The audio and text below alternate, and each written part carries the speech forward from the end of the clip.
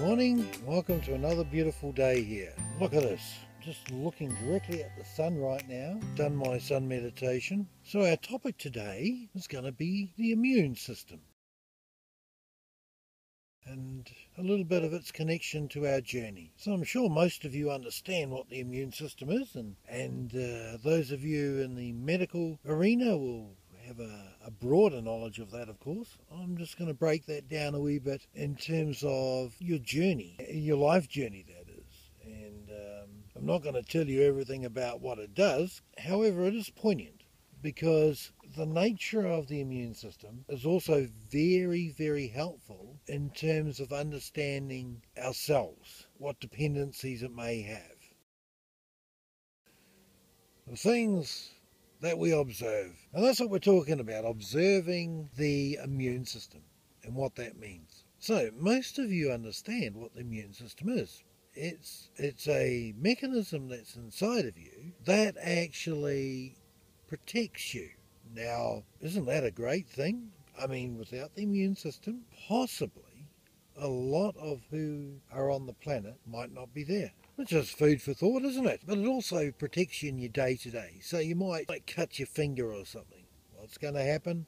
The old immune system kicks on in and away it goes. Before you know it, you think your cut is mended and the blood's clotted, and so all of these amazing things happen. Scientifically, it's sort of quite profound and just quite, and naturally, it's just quite amazing, isn't it? It's amazing. You're in this beautiful vehicle, this beautiful body, and then it's self-healing. I mean, isn't that amazing? And that's really it. It's a self-healing mechanism. That's your immune system. And we can attribute a heck of a lot to our immune system in ways that it supports our journey. It supports our life, our life functionality. It supports the ability for us to get from one place to another. It's constantly working. There's very few moments in your lifetime that your immune system will not be working. Having said that, maybe, just maybe, that can change.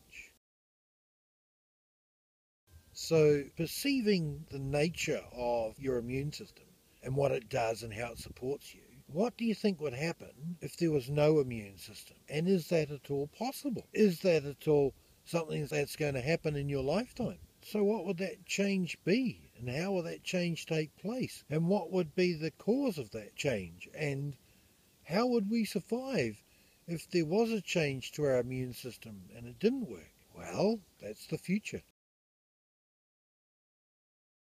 So as I look into the beautiful sun, and I watch it rise, and I look at the beautiful blue sky and the mountains and how the sun is just tiptoeing across the tops of it, and it's starting to fill in the cracks and the crevices that have been covered by the night. I'm also in alignment with my immune system throughout that appreciation, throughout that witnessing, throughout that process of joy that I feel. As I'm feeling joy and as I'm feeling the appreciation, my immune system is doing something very, very different right now. And those of you in the scientific arena, if you've ever researched this, and I don't know that the scientific arena has, but it is very similar,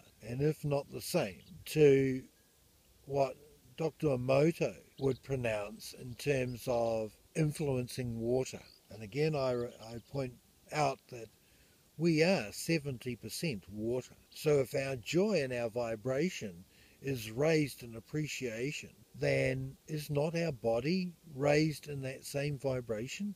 And all the molecular structure that is water, is that not also vibrated? And if you follow the Dr. Emoto scenario, are you not then changed from what you were to what you are in the being of now? Yeah? A little bit of food for thought.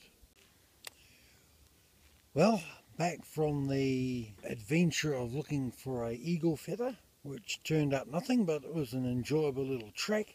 And let's continue on with the immune system. So the immune system in its entirety, one thing and one thing only. It's a killer. That's its job. If it finds a foreign body inside your body, it will go, search that out and kill it, destroy it. And there is another paradox here. And the paradox is that while the immune system is actually a killer, it is neutralized at this particular point in time by death. The paradox is that while it kills everything that comes into your body that is alien and foreign to it, it is susceptible to death. And that's a bit of a big paradox, don't you think? And maybe you've picked up on something that I haven't quite said yet, and you're feeling into it and you're going like, hang on, something's going to be coming here. Well, you're right, because as we understand it and as we know it, the immune system in itself is a mechanism by which it substantiates our living and our being here. However, it's like anything else. It's a tool, and it does not mean that tool needs to be used all the time, although that it is. In fact, that it is constantly used is something that, to its credit, it's able to do. However, it doesn't need to do it. And from where I'm coming from today, it's about that evolution where it will no longer need to be there. So that's a pretty exciting thing, really, having your immune system sitting there in your back pocket, not being used, but something else is being used, something else is taken over, and the immune system becomes redundant. It becomes superfluous to our personal needs, to the greater good's need, in fact. It becomes obsolete. So you might ask yourself, like, well, how is that going to take place, and what will trigger that? What is going to propel it into the future where it will not need to be used? Well, there's a certain dynamic within the human experience that every one of us can recognize, and that is that over a period of time, something will come into your life, and then you'll use it, and you'll enjoy that use, and then later on, it will just cease to be of service to you. It'll cease to be of importance to you, and it gets put into the back corner and gets dust all over. Well, that's what we're talking about. And we're talking about the immune system retirement, and it's not going to be turned on, but it is capable of being turned on naturally. And you're going to say, well, how's that possible when you're just saying that it's going to be turned off? Well, there are mechanisms within mechanisms, and that is the nature of it. It will, over a greater period of time, become completely obsolete, and in fact, it will be forgotten as to what it is. And maybe if someone in the future will look at this video, they'll go like, oh my God, here's somebody who had the immune system working. And so it is. But for now, we are looking at a transition that's going to come. And now we take a little bit of a trip into another area of the biological system, which is connected to the immune system, which is going to be the catalyst to it actually going into retirement. What I speak of here is your DNA, and your DNA is somewhat of a magical circus, a myriad of many, many things that science is never going to understand in the fullness of time. It never will. There's a reason for that, and it's quite simple. Everyone seems to concede that the DNA structure of the human being is static. Well, here's the gotcha. No, it isn't. It's not static. Far from it. It's a dynamic mechanism. Your DNA is completely 100% connected to your immune system, and they are symbiotic in nature. They rely on each other in nature at this particular point. But when it becomes retired and obsolete, the DNA is going to be a completely different being to what it is here today. And that's the nature of evolution. So what does that mean? Well, what it does mean is that your DNA is driving your immune system. And so for the moment, the on switch is turned on. In the future is going to be about changing things. And that's when the immune system will cease to exist, when we evolve. Now, of course, we have to evolve spiritually and holistically. And those 2 points are very, very important to the immune system turning off. However, what it will bring, oh my goodness, it's going to bring a totally new physical form.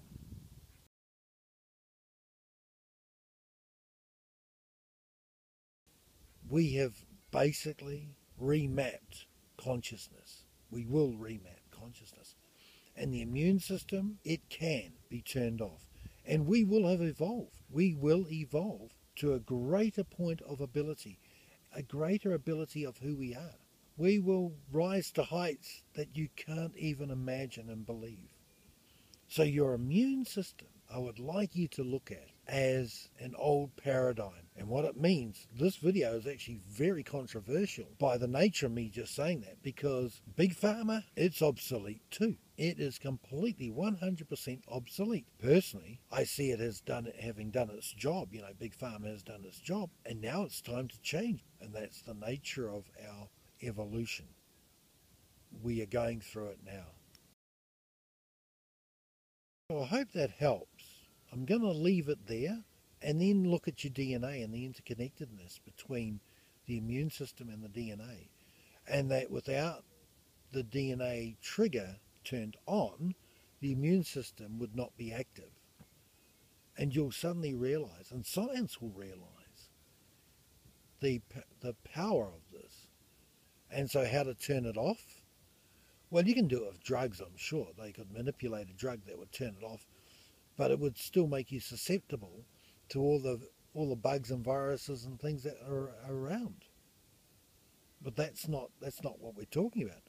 We're becoming whole. We're becoming evolved. And in that nature, all of everything around us changes.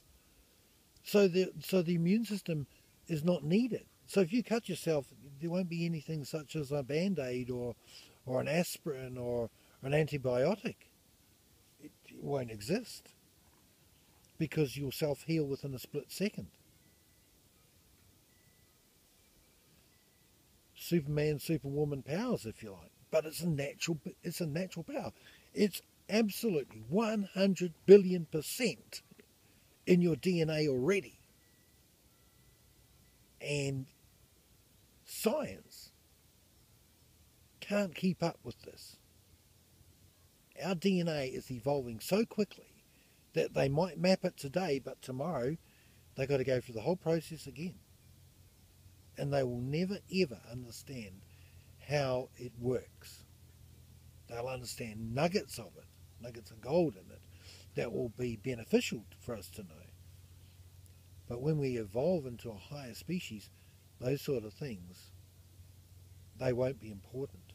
We will have got to a point of simplicity, awareness, and the ability to use our natural powers without infecting, affecting, and hurting anyone else. And what that does mean, friends, is basically we live in a space of peace and harmony. Well, I hope that helps you. I hope that gives you a little bit of a insight into the potential of the human being. And the name is not going to be the human being in the future. I will provide that to you now. It will not be that we will be what you would call human beings. We will have evolved, and we will evolve. And while I'm saying this now, it may seem like the furthest thing from creation. However, I preface this by saying 50 years ago, they never thought that we'd be doing videos on a cell phone.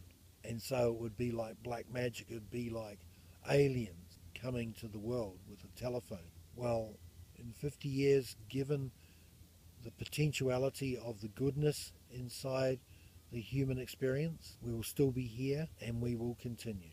Well, having said that, and having shared all that, I think it's time to go and have some breakfast. And it's time for me to acknowledge the gratitude that I have for being here and for the beautiful sun this morning, and for beautiful nature providing this ambient theatre of just magnificence, and to God for the opportunity to witness this. And so to all of you beautiful beings, aroha nui.